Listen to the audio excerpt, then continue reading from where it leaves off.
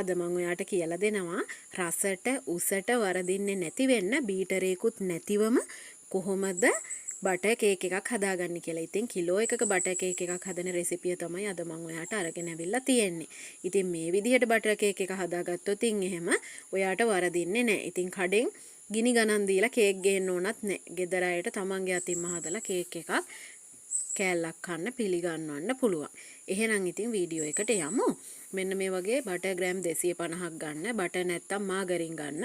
මම මෙතන අරන් තියෙන්නේ මාගරින් ග්‍රෑම් 250ක් අරගෙන ඒකට හොඳට මම සීනි ග්‍රෑම් 250ක් ගත්තා. සුදු සීනි ග්‍රයින්ඩ් කරලා ගන්න කැට ලොකුයිනේ. එතකොට ඉක්මනට මිශ්‍ර වෙනවා. ඒ නිසා ග්‍රයින්ඩ් කරලා ගන්න.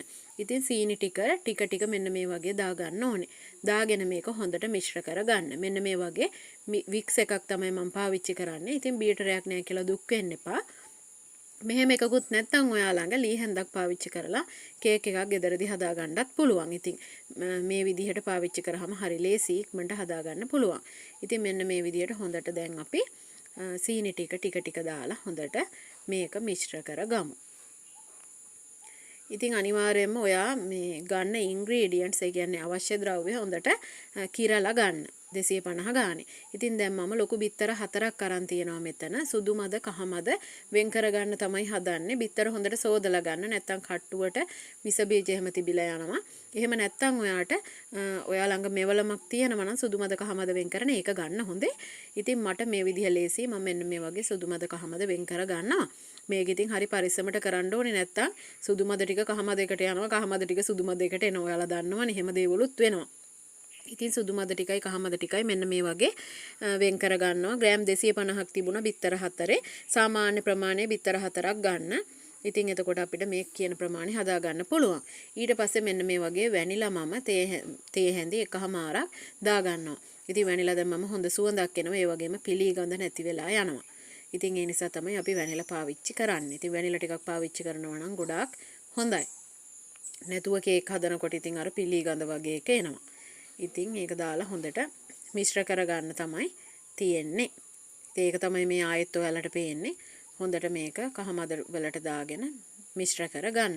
ඊට පස්සේ සුදු මද ටික වෙනම ඔයා පොඩ්ඩක් මික්ස් කරලා ගන්න.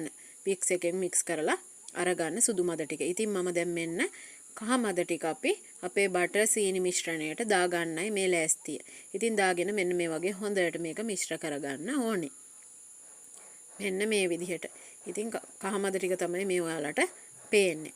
ඊට පස්සේ තමයි අපි සුදු මද ටික මේකට එකතු කරගන්නේ. මේක ටිකක් වෙලා මෙන්න මේ වගේ මිශ්‍ර කරගත්තම ඇති. දැන් ඉතින් සුදු මද ටික මෙන්න මේ විදිහට මම හොඳට ඒකත් මිශ්‍ර කරගෙන මේකට එකතු කරගන්නවා. මෙන්න මේ විදිහට. ඊට පස්සේ ඒකත් හොඳට මෙන්න මේ වගේ මිශ්‍ර කරගන්න. ඊට පස්සේ පාම් පිටි හරි කේක් පිටි හරි ග්‍රෑම් 250ක් ගන්න. මම මෙතන පාවිච්චි කරේ පාම් පිටි මොකද ඕන කෙනෙකුට හොයාගන්න ලේසි නිසා. පාම් පිටි ග්‍රෑම් 250කට මම බේකින් පවුඩර් තේ හැඳි එකහමාරක් එකතු කරගෙන හොඳට දෙපාරක් හලලා ගත්තේ. ඔයත් ඒ විදිහට කරන්න අනිවාර්යයෙන්ම හලලා ගන්න. මොකද බේකින් පවුඩර් වල සමහර ඒවා කැට වගේ තියෙනවා. ඉතින් අලුත් බේකින් පවුඩර් පාවිච්චි කරන්න නැත්නම් කේක් එක බහින්න බලනවා.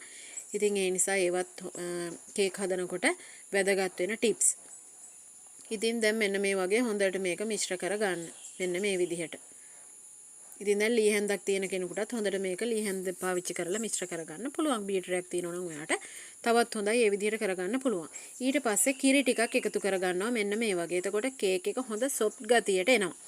ඉතින් ඔයාට මේකට ෆ්‍රෙෂ් මිල්ක් ඒ වගේම පිටිකිරි මේස හැඳි දෙකක් විතර අරගෙන පොඩ්ඩක් වතුර ටිකක් දාලා සාමාන්‍ය උණු වතුර හරි ඇල් වතුර චුට්ටක් උනත් කමක් නැහැ කවලම් කරලා ඔයාට මේක එකතු කරගන්න පුළුවන්.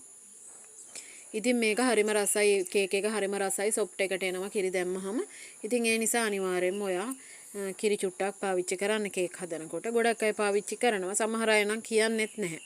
ඉතින් එහෙමත් තියෙනවා. ඒ නිසා ඔයා අනිවාර්යෙන් පාවිච්චි කරන්න. මෙන්න මේ වගේ දැන් පොඩ්ඩක් උස්සලා බලන්න. එතකොට බැටර් එක අපිට තේරෙනවා මෙන්න මේ විදිහට හදාගත්තම හරි කියලා. ඉතින් මම දැන් මේක භාජන දෙකකට තමයි ලෑස්ති කරගෙන දාගන්න හදන්නේ. කියන්නේ ට්‍රේ දෙකකට දාගන්න හදන්නේ මම රවුන්ඩ් ට්‍රේ දෙකකට. ඉතින් මෙන්න මේ විදිහට. ඔයාට ඉතින් එකම ට්‍රේ එකේ මේක එකතු කරගන්නත් පුළුවන්. මම අද පොඩි ට්‍රේ දෙකක් ගත්තා. ඒ නිසා මෙන්න මේ විදිහට එකතු කරගන්නවා. ඒ ට්‍රේ දෙකට ඉතින් පාර්ච්මන්ට් කොලයක් දාගෙන මම ලෑස්ති කරගත්තා. ඊට පස්සේ ඉතින් මෙන්න මේ විදිහට විනාඩි 10ක් සෙල්සියස් අංශක 180 හීට් වෙච්ච oven එකක, ඒ කියන්නේ රත් වෙච්ච oven එකක විනාඩි 35ක් මේක සෙල්සියස් අංශක 180ට ඔයා බේක් කරගන්න. මේ තියෙන්නේ බේක් කරලා හදාගත්තට පස්සේ අපේ රසම රස කේක් එක. ඉතින් කේක් දෙකක් මම හදාගත්තා. අනිත් එක තවමත් මගේ oven එකේ. ඉතින් මෙන්න මේ වීඩියෝ එක වෙන අවස්ථාවේ ඉතින් ඔන්න දැන් මම ඔයාලට කපලා පෙන්නුවා. ඉතින් බලන්නකො හරිම රසයි. මේ විදිහට ඔයත් හදලා මට රස කියන්න.